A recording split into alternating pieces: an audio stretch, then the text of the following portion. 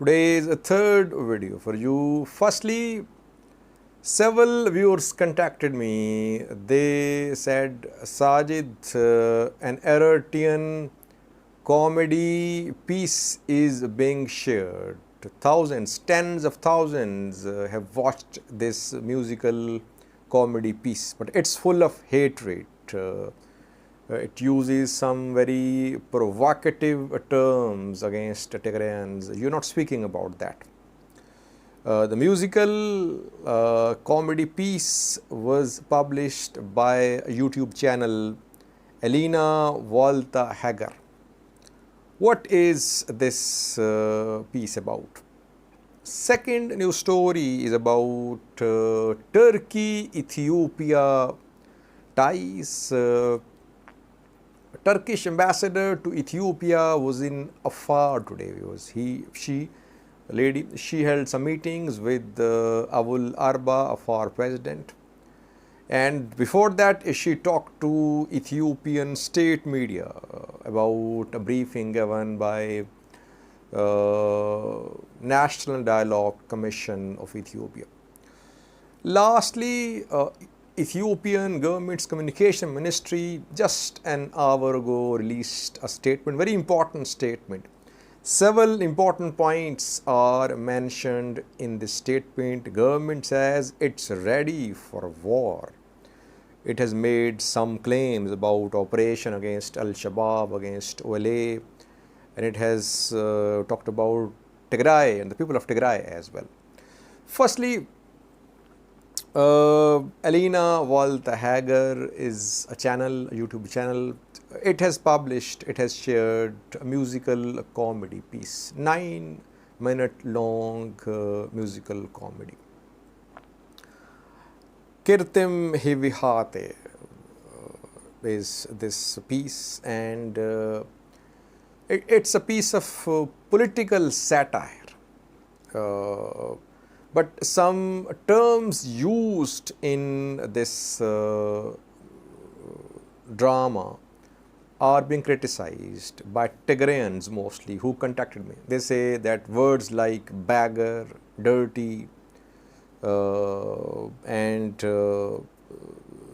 these sort of poor were used for Tigrayans, and deliberately accent of actors is Tigrayan accent. Tigrania language songs were made fun of by actors in this drama, and it's full of hatred.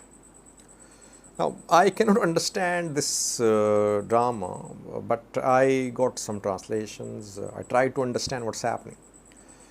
Yes, it's a piece of political satire. I want to make 2 points about this musical drama. Firstly, that comedians always take liberties. They cross boundaries. It happens, everywhere it happens, and it's overlooked mostly. Secondly, those comedians whose work is influenced by religion, by race, by ethnicity, and those who preach hatred, they damage only themselves because they lose potential viewership. If these comedians are using strong language against Tigrayans, it means that Tigrayans will boycott these entertainment channels, these actors. So this channel, these actors, they'll lose potential viewership from Tigray. And thirdly, problem is that sensitivities are running high, especially on Tigray side. Tigray has been devastated. Its infrastructure, its wealth accumulated over the years, destroyed. Its education sector, its health sector, people are dying. Aid is starting to arrive. Still, millions are in need of aid. So overall, people are suffering. And if you start making fun of their suffering, obviously they'll be hurt. Perhaps in some other situation, such satire would have been acceptable, but now when in your neighborhood people are dying because of lack of food, I think you should have sympathy for them. If you keep on accusing Tigray government for the suffering of the people of Tigray and don't help the people of Tigray, it means that you are part of the plan which led to the suffering of the people of Tigray. Secondly, viewers, Turkey-Ethiopia relations. Turkish ambassador to Ethiopia was in Afar today. Yaprak Alp is the name of the lady, Turkish ambassador to Ethiopia. She met with Aul Arba, Afar regional president there.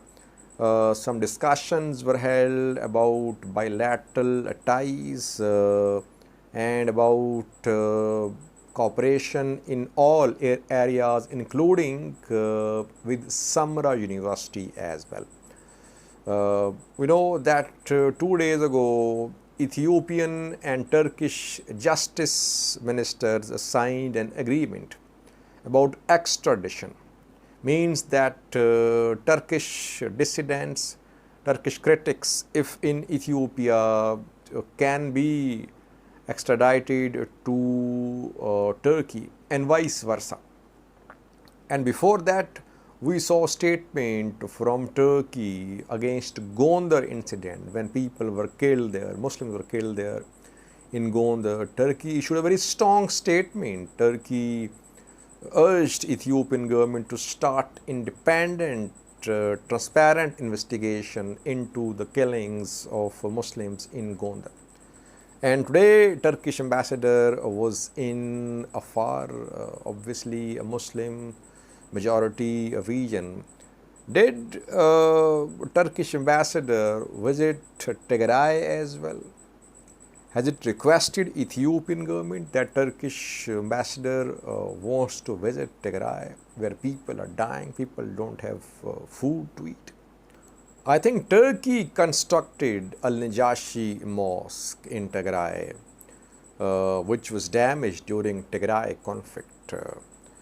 And Turkey provided Ethiopian government with drones as well. Since last year, Tigray government officials, some Tigray diaspora members, they have been trying to talk to Turkey. Some meetings have been held in Turkey reportedly, and Turkey has assured to some Tigrayan diaspora members that it will not provide further armed assistance to Ethiopian government. But Turkey did play its part in the war, in helping Ethiopian government against Tigray. And Yaprak Alp, in her talk with Ethiopian news agency, appreciated national dialogue process which is ongoing. Ethiopian national dialogue has been rejected by Tigray, by Oromo Federalist Congress, by Oromo Liberation Front, by Ogaden National Liberation Front. Several parties, opposition parties, they have rejected this national dialogue, but Turkey is appreciating it. Lastly, viewers, we have a new story about a statement from Ethiopian Communication Ministry. Lagasse Tolo, Communication Minister of Ethiopia, spoke a few hours ago. He mentioned several important points in his speech. Firstly, he says that the government will not tolerate any party which is trying to endanger unity and peace in Ethiopia. Here he seems to be addressing the groups, I think, armed groups, political groups, religious groups, which could be a danger for internal unity in Ethiopia. Fano could be a target here, political parties as well, and some other groups too. Secondly, he says that government forces are more than ever prepared in case of any war.